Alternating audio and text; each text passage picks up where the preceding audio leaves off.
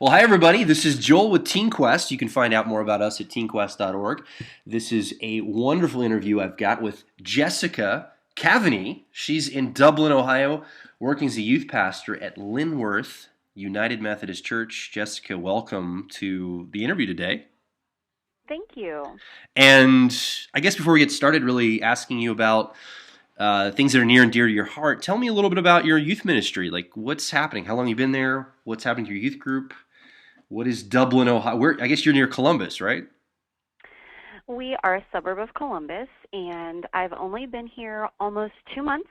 I've Wow. been in youth ministry for nearly 11 years, but I've been here about 2 months, and I will tell you this is a fantastic group of kids. We just did a lock-in, and we had 40 youth attend, and it was fantastic. Wow.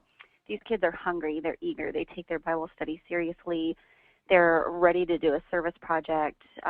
They love on each other and care about each other and lift one another up in prayer. And I feel so completely blessed to be here. So I'm excited.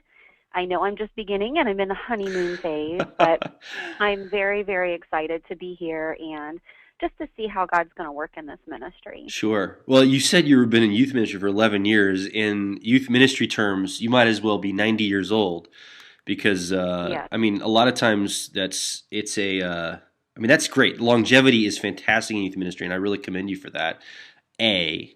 And B, you mentioned that you guys, your youth loves on each other and you guys have a really connected group. And that actually leads me to the point of what I want to talk to you about. Right before we started talking formally on the interview portion, you were sharing with me one of the passionate things that you have in ministry is really emphasizing to the youth you work with the idea of the greatest commandment, the commandment Jesus gave, which is to love one another. And maybe you want to take a minute just to unpack what you mean by that, kind of in a like overarching sense, and then maybe I'm going to ask you a little more practical. What are you doing with that? But what do you mean when that's near and dear to your heart? What does that mean for you? What that means for me is, I really want the youth to understand what it is to love God and to love one another. When when you love and you live out that love, you treat people in a specific way.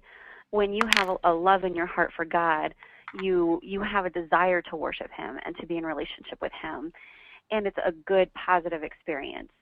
Um, Too many times you struggle with loving relationships Sure. with parents, with peers, with the church even. There's so many relationships that they're involved in, and when there's dysfunction in them, it inhibits who they grow into as an adult. And so I think that when they learn how to love God and to love one another in a healthy way, they get a sense of self-confidence, a sense of connectivity, a sense of purpose that leads not only into, great productive citizens, which is Yeah. awesome, of course, but loving servants of Jesus Christ. Yeah. And so that's the ultimate goal, that they would have that understanding of what love is and healthy, loving relationships, and that they could live that out now and have that foundation that's going to lead them into a productive, healthy adulthood. Yeah. Well, okay, so somebody's listening to this potentially, and they're saying to themselves, and don't be offended when I say it this way, but saying, yeah, big deal. That's what we're all supposed to be doing as Christians. Love each other, love God. I mean, that's not a novel concept.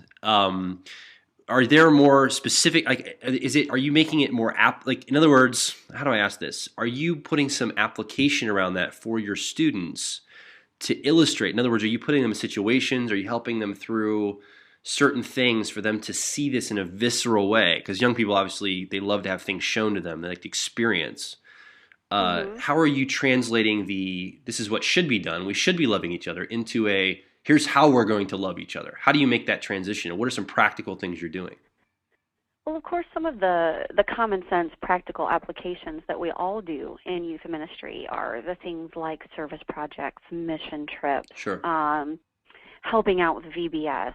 There's the standard things, but I think it's a bit, excuse me, of the more subtle things of having discussions on, you know, why do we need to respect our parents? What does it mean to honor our mother and father, and when is it okay to question them? Yeah. It's also things like teaching them how to love on one another, not that you just say, I'm going to pray for you, and then you walk away and you forget about it, but that you're teaching them how to touch base with one another through the week and say, I know that you had a test on Wednesday that you were really worried about. How did that go? or call them up on Tuesday night and say, I know your test is tomorrow. Can I pray for you? Yeah. And just taking those 30 seconds. So it's teaching them how to do the little things in day-to-day life, that they're applying loving actions and loving behaviors, and really living it in those small ways that make a big impact across the board. It's not always about doing that big, huge, one life-changing, amazing thing. And there's nothing wrong with that, but it's about consistency in day-to-day life. Yeah, it sounds kind of like, and this may be a bad example. This just first thing came to the top of my head. Dieting. Anytime somebody goes on a new diet, and then they may fail. That's big epic thing, but it's more about a lifestyle change that actually makes an impact in your life. How you think about food, how you eat. And I think that's kind of what you're saying here. It's more about you're modeling to them, hey, as your youth pastor, I actually care about you. I don't just care about you on Wednesday nights or whenever your youth group is, but I actually care about you at your soccer game or at your whatever. Like, I care what's going on in your life. And it sounds like that's really what you're doing. You're leading by example, by following up, by staying connected, by showing them love. Do you find that a lot of students come from families where they don't feel loved? Is this something that you feel is? I mean, that sounds probably almost intuitive to ask this question. Like, the answer is going to be, of course, there's kids come from unloved families.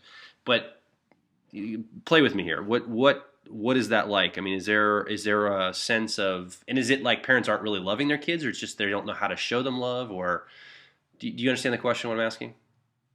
I do. And, I kind of have a mix. I do have some kids in my current group now, as well as where I've been in youth ministry before, that don't feel that connection at home, that feel that they're lacking that love and attention that they desire. But I also have had and currently have a lot of really healthy family situations.